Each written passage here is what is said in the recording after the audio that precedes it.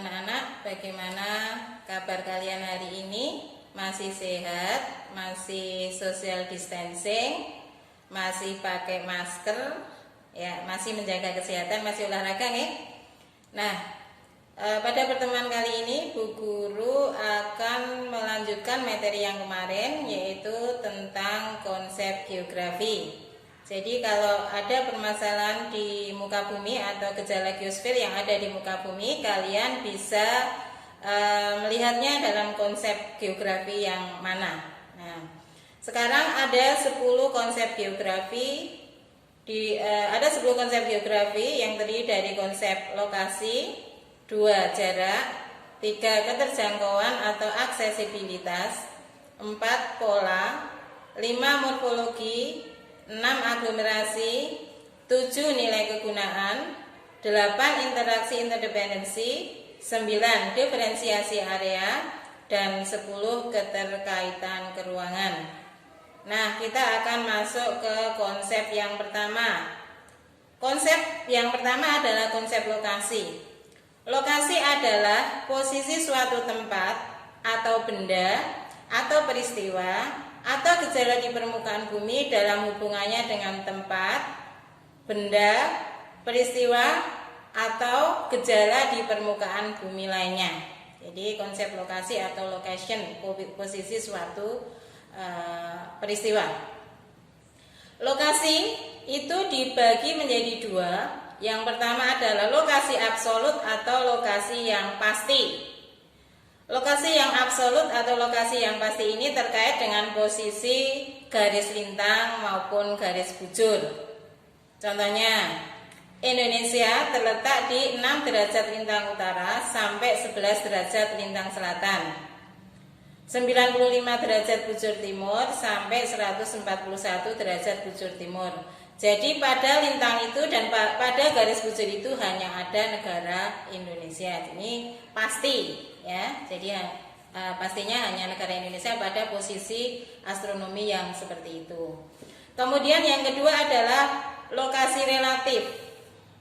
Lokasi relatif itu lokasi suatu tempat dilihat dari wilayah lainnya.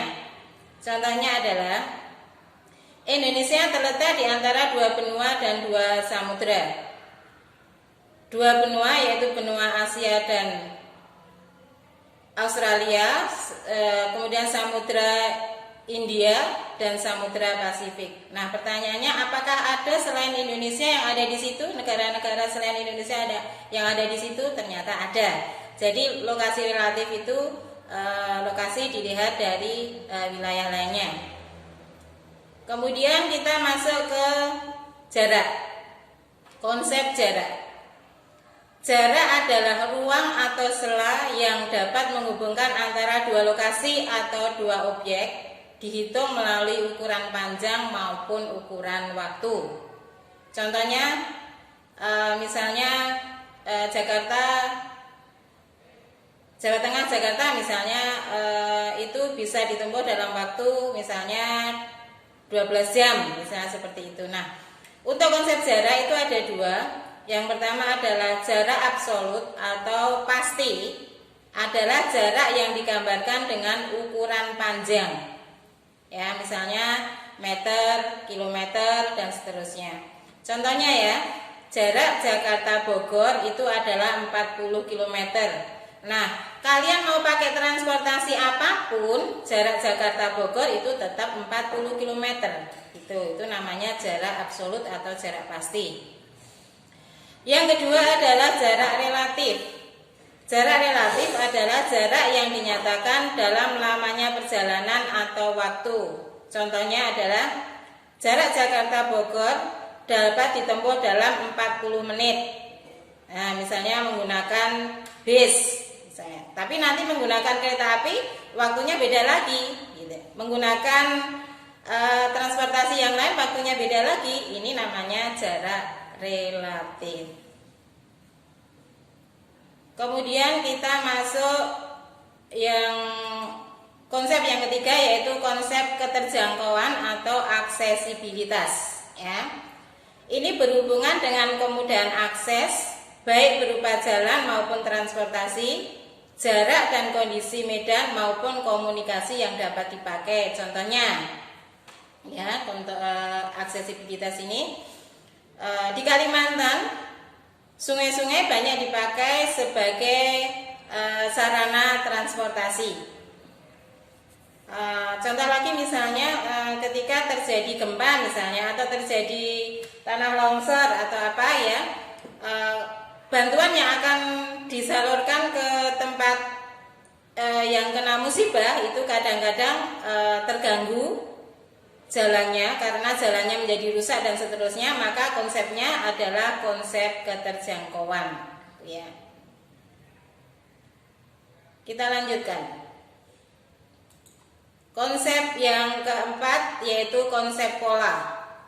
Pola itu berkaitan dengan susunan, bentuk, persebaran fenomena di muka bumi. Contoh, pola pemukiman penduduk, misalnya pola pemukiman penduduk di sekitar gunung api misalnya, itu biasanya membentuk bentuk yang radial.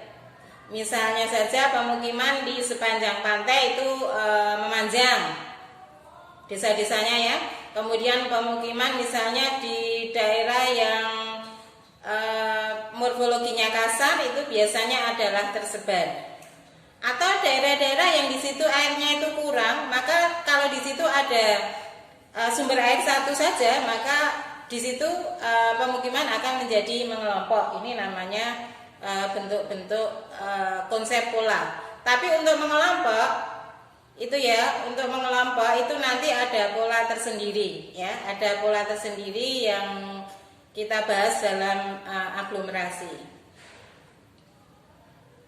Kita lanjutkan. Yang kelima adalah konsep morfologi. Konsep ini berkaitan dengan pembentukan morfologi di permukaan bumi ya. Morfologi ya, jadi bentuk muka bumi. Ini biasanya adalah asli loh, gitu ya, asli dari alam, gitu ya, dari asli, gitu ya.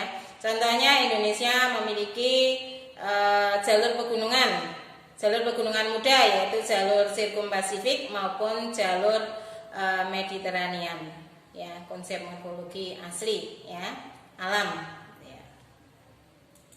Nah ini yang tadi kita bahas. Untuk konsep pola yang khususnya adalah mengelompok, itu ada konsep tersendiri yaitu yang disebut dengan konsep aglomerasi atau menggerombol, yaitu menjelaskan suatu fenomena yang cenderung mengelompok. Contohnya sekarang ada perumahan elit. Nah, perumahan elit itu di dalamnya adalah kelompok orang-orang yang elit, jadi orang-orang yang secara ekonomi bagus, secara ekonomi adalah tinggi. Kemudian ada muncul misalnya adalah kelompok Kampung Madura. Di Jakarta itu ada Kampung Madura.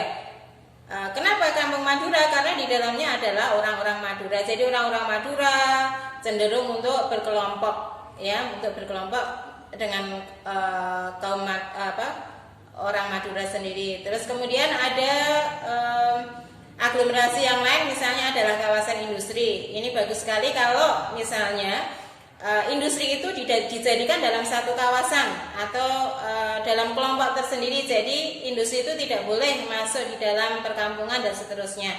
Supaya apa? Supaya koordinasinya gampang. Kemudian supaya fasilitas yang ada bisa digunakan dengan sebaik-baiknya, semacam itu. Kemudian kita masuk konsep yang selanjutnya yaitu konsep nilai kegunaan. Bahwa sesuatu itu mempunyai nilai guna yang bersifat relatif, ya, misalnya pantai berpasir misalnya. Bagi masyarakat yang di situ di daerah nelayan sana, di daerah dekat dengan pantai sana, maka pantai itu mungkin nggak ada artinya. Tapi bagi kita orang yang jauh dari pantai, suatu saat kita akan pergi ke pantai. Jadi pantai berpasir itu bagi masyarakat yang jauh dari pantai itu sebagai tempat wisata, gitu ya. Misalnya itu namanya konsepnya adalah nilai kegunaan. Contoh lagi misalnya daun sagu, ya, misalnya daun sagu itu bagi masyarakat di Papua sana bisa dipakai untuk membuat atap rumah gitu ya, membuat atap rumah, tetapi bagi kita mungkin tidak ada artinya semacam itu. Itu namanya konsep nilai guna. Kemudian yang selanjutnya adalah konsep interaksi interdependensi, yaitu menunjukkan keterkaitan dan ketergantungan satu daerah dengan daerah lain. Ya, satu daerah dengan daerah lain. Misalnya untuk daerah kita ya, misalnya adalah Delanggu dengan Boyolali misalnya, Delanggu dengan Boyolali. Delanggu punya padi, Boyolali punya sayur, lah itu saling saling bertukar daerah, bertukar hasil, itu namanya konsep interaksi interdependensi. Kemudian misalnya adalah desa dengan kota, desa menjual hasil buminya ke kota, sedangkan orang desa itu mendapatkan hasil industri dari kota. Itu misalnya, itu namanya konsepnya adalah interaksi interdependensi. Kemudian yang nomor 9 yaitu konsep diferensiasi areal. Jadi konsep ini mempertegas bahwa antara satu tempat dengan tempat yang lain itu memiliki perbedaan berdasarkan karakteristik wilayahnya. Ada satu hal untuk diferensiasi areal ini, di dalam pernyataannya biasanya dipertentangkan atau dibandingkan. Contohnya begini. Penduduk di sekitar pantai biasanya jadi nelayan, sedangkan penduduk di daerah dataran rendah biasanya sebagai petani. Jadi itu dalam pernyataan itu dibandingkan nelayan dan petani, misalnya seperti itu. Itu namanya konsep diferensiasi area. Jadi dipertentangkan. Misalnya ya, misalnya Jawa bagian selatan itu berupa dataran tinggi, sedangkan Jawa bagian utara misalnya itu adalah berupa dataran rendah, semacam itu. Itu namanya diferensiasi area. Kemudian konsep yang terakhir yaitu konsep keterkaitan keruangan, yaitu menunjukkan derajat keterkaitan unsur alam maupun sosial dalam suatu ruangan. Jadi ada keterkaitan dengan ruangannya. Contohnya begini. Teh itu banyak tumbuh di dataran tinggi. Kenapa? Karena memang syaratnya tumbuh teh itu di dataran tinggi. Mungkin daerahnya lebih dingin dan seterusnya, itu adalah keterkaitan keruangan. Contoh lagi misalnya, penduduk di sekitar pantai itu jadi nelayan, bermata pencarian sebagai nelayan. Kenapa? Karena lingkungannya seperti itu, ruangannya seperti itu. Ruangannya memungkinkan dia untuk menjadi nelayan. Begitu juga misalnya daerah-daerah miring, ya, daerah-daerah miring. Kenapa sering terjadi longsor? Ya, itu karena ada kaitannya. Memang karena daerahnya miring sehingga gravitasinya lebih besar di daerah itu, gravitasi untuk tanah itu ke bawah lebih besar sehingga bisa terjadi namanya longsor. Begitu. Nah, ini adalah 10 konsep keterkaitan 10 konsep di dalam geografi. Saya harapkan kalian menyimak dengan sebaik-baiknya. Kemudian kalian rangkum, kemudian yang kalian belum tahu kalian bisa bertanya kepada Bu Guru, ya. Bisa bertanya kepada Bu Guru, dan selanjutnya kalian kerjakan soal-soal yang sudah diberikan Bu Guru. Kemudian tetap jaga kesehatan. Terima kasih, silahkan mengerjakan. Begitu anak-anak, terima kasih. Assalamualaikum warahmatullahi wabarakatuh.